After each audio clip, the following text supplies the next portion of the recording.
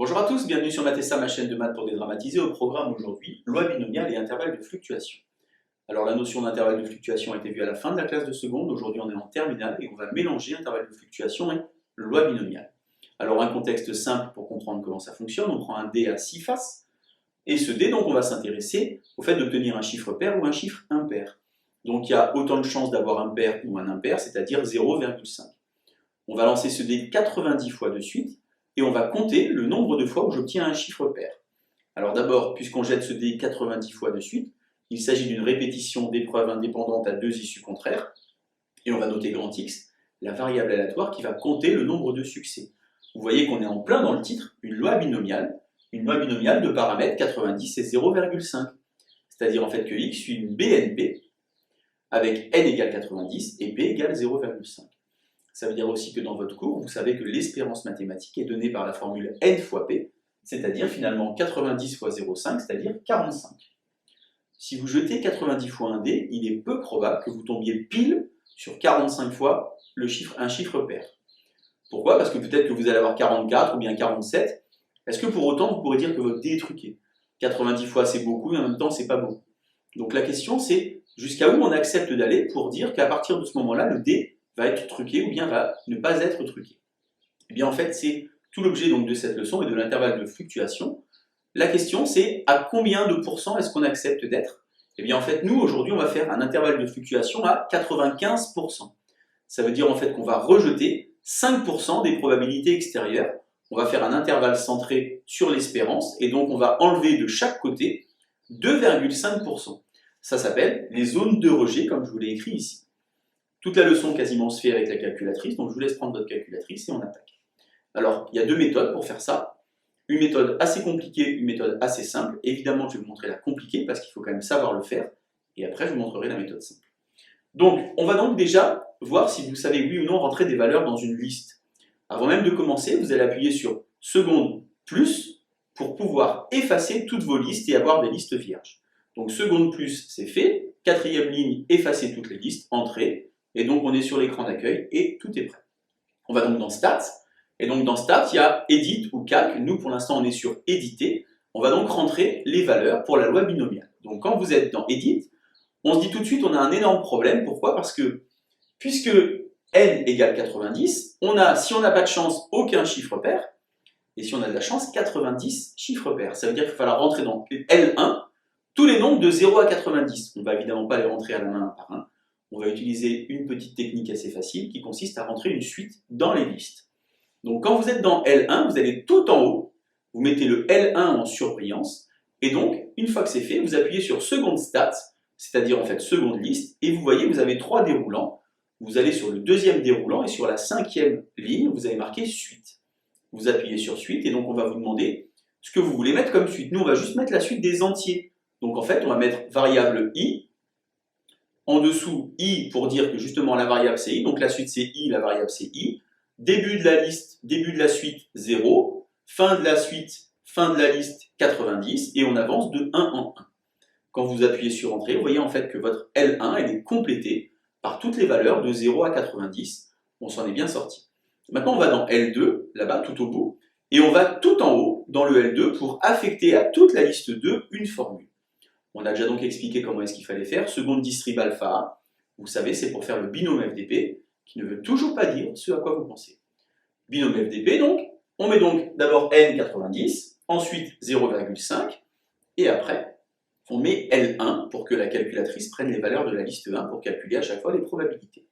On appuie sur Entrée. Alors ça prend un petit peu de temps, pourquoi? Parce qu'en fait, il y a 90 valeurs à calculer. Donc on appuie sur Entrée pour avoir nos listes qui sont complétées. Première liste L1, les valeurs de 0 à 90. Deuxième liste L2, les valeurs de probabilité pour P de x égale à 0 jusqu'à P de x égale 90. Vous voyez qu'il est très très peu probable que vous ayez que des chiffres impairs quand vous lancez un dé à 6 faces. La probabilité est quasiment nulle. On va maintenant s'intéresser à GraphStat. En fait, on va construire ici la représentation graphique d'une loi binomiale. Donc vous avez tout en haut à gauche sur f de x, sauf qu'il faut bien être d'abord sur seconde, donc seconde GraphStat. Donc vous mettez affiché en surbrillance. Vous allez sur le petit icône qui représente un diagramme en barre, en bâton. En dessous, vous mettez L1, L2. Et donc vous êtes prêt à afficher votre graphe stat. Sauf qu'il va falloir adapter la fenêtre à ce qu'on veut faire. Donc d'abord on va aller dans fenêtre et donc on va adapter. Donc on est donc de 0 à 90, on peut mettre un peu plus large si vous voulez. Et puis par contre en probabilité en hauteur, on n'a pas besoin de mettre grand chose parce qu'évidemment les probabilités sont assez faibles. Donc je vais mettre par exemple 0,1. Une fois que j'ai fait ça, quand j'appuie sur graphe, je me rends compte en fait que je fais apparaître la représentation graphique d'une loi binomiale. Alors il y a un petit bémol quand même, attention. Il s'agit d'un diagramme en bâton ou en barre, et vous voyez que les barres sont collées. Ce n'est pas un histogramme, c'est juste un diagramme en bâton. Si vous voulez, on peut retourner dans fenêtre et on se rend compte évidemment que la partie extérieure est quasiment nulle, donc on peut réduire un petit peu notre espace.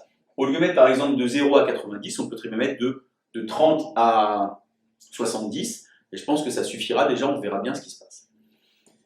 Donc là, on a à l'extérieur de notre diagramme deux zones de rejet qu'on va vouloir enlever, c'est-à-dire en fait 2,5% de probabilité à gauche et 2,5% de probabilité à droite.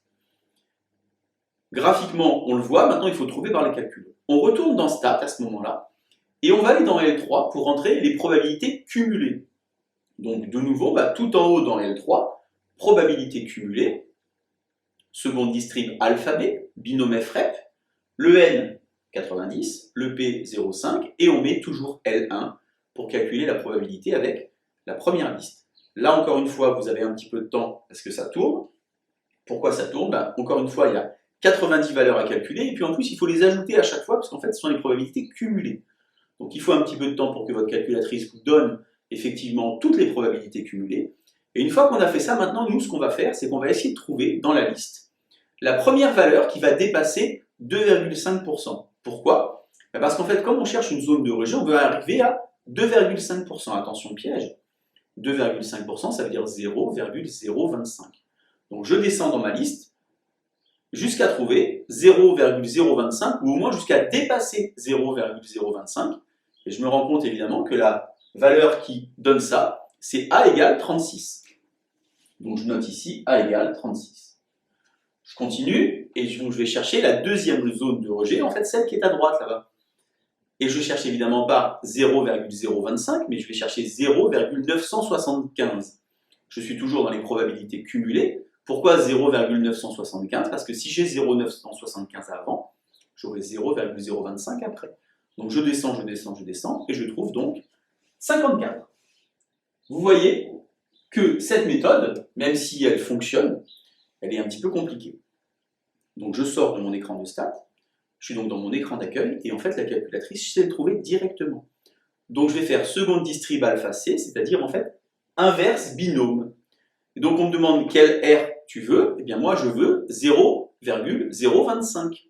Donc je mets l'R, je mets le N, je mets le P, et quand j'appuie sur Entrée, vous voyez que directement, elle me donne le 36. Je recommence, je réitère le processus. Combien tu veux pour l'R? 0,975. Je mets le N, je mets le P, et j'obtiens le 54. Alors qu'est-ce que ça veut dire cette chose-là? Ça veut dire que mon intervalle de fluctuation, il va s'écrire 36 sur 90 et 54 sur 90. 4 x 9, 36, donc j'aurai 0,4. Et ici, 6 x 9, 54, 0,6. L'exemple que j'ai pris là-bas, évidemment, il est un peu factice parce que ça tombe juste le jour où vous aurez des nombres qui ne s'arrêtent pas. Vous ferez attention, il faudra bien arrondir les bornes de l'intervalle de fluctuation. Ça veut dire quoi ça? Eh bien ça veut dire que quand je jette 90 fois un dé à 6 faces, j'accepte d'avoir entre 40% et 60% de chiffres pairs pour pouvoir affirmer que le dé n'est pas truqué. Allez, bonne journée sur Matessa, à bientôt!